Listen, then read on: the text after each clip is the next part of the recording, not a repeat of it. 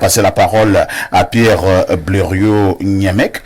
Pierre Blériot, la majorité des leaders politiques au Cameroun ont déjà un certain âge, pour la majorité plus de 70 ans. Est-ce que ça ne crée pas un problème pour un pays qui se veut émergent à l'horizon fixé par exemple par le chef de l'État, pour un pays qui est encore pauvre et très endetté? Est-ce que l'aspect vitalité, vigueur n'est pas important lorsque nous voulons sortir ce genre de pays d'un sommeil profond? Parfait, ici, je ne peux pas retenir l'âge seul, parce qu'il y a des jeunes cons. Ah bon? Et il y a des vieux fainéants. Ça existe. Vous êtes très dur là, Blériot. Non, bien évidemment, c'est pas parce que quelqu'un est plus jeune que vous qu'il a de meilleures performances. Mais je ne peux non plus fixer une loi qui ne soit pas impersonnelle.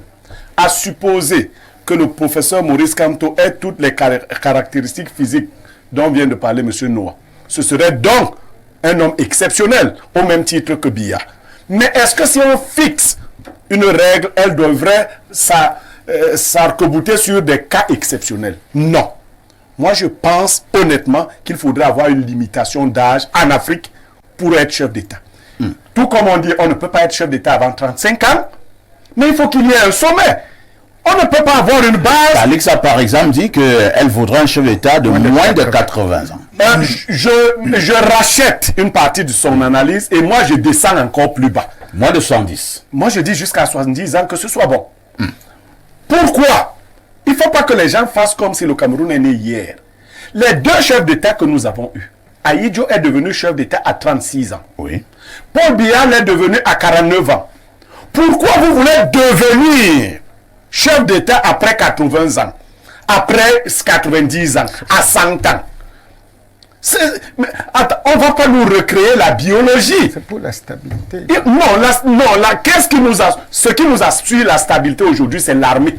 Ce n'est pas la vieillesse du chef de l'État. Non, je suis d'accord avec vous. Je dis que chef d'État nouveau, non, actuellement, il faut imaginer un chef d'État qui ait toutes les caractéristiques physiques et intellectuelles, morales.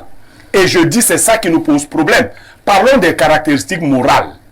Beaucoup de ceux qui se présentent aujourd'hui, quand on va y voir de près, n'ont pas l'étoffe morale. On a l'impression qu'on veut seulement déshabiller 5 pierres pour habiller 5 poules. Il y en a même qui aiment plus d'argent que Biya. Ah bon? Parce que moi j'aime vous dire que Biya lui n'aime pas l'argent. Les leaders des partis, ils aiment beaucoup l'argent. Et ils vont s'entourer des gens qui aiment l'argent comme eux-mêmes. Ils aiment l'argent.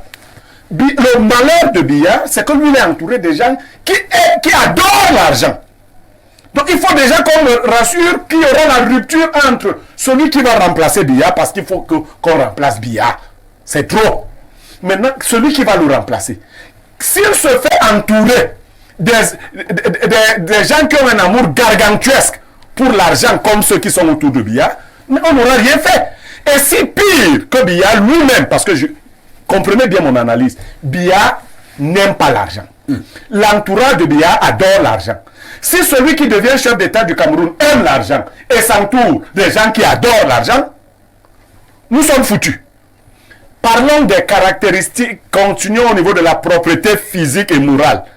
Mais des gens qui sont déjà embarqués dans cette sexualité débridée, dont parlait Calix. Vous reprenez l'expression. Oui, je rachète. Je rachète ça. Il faut que les gens fassent des examens qui nous rassurent. Oh là. Oui. Qui rassurent les Camerounais que nous n'allons pas vers un gouvernement d'aristocrates. Oh là là. Oui. Il faut que désormais que ce soit clair comme ça.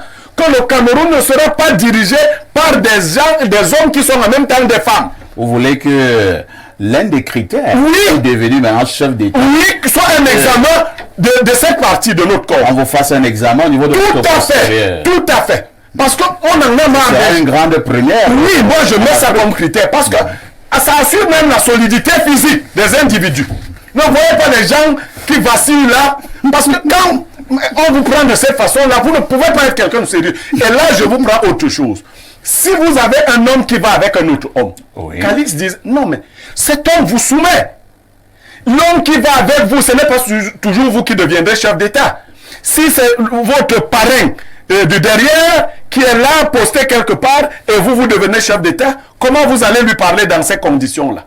Nous avons besoin d'une pureté morale pour diriger ce pays. Après Biya, il faut que ça change réellement. Il ne faut pas qu'on saupoudre là, qu'on fasse semblant d'avoir changé. Merci Pierre Blériot. Hein.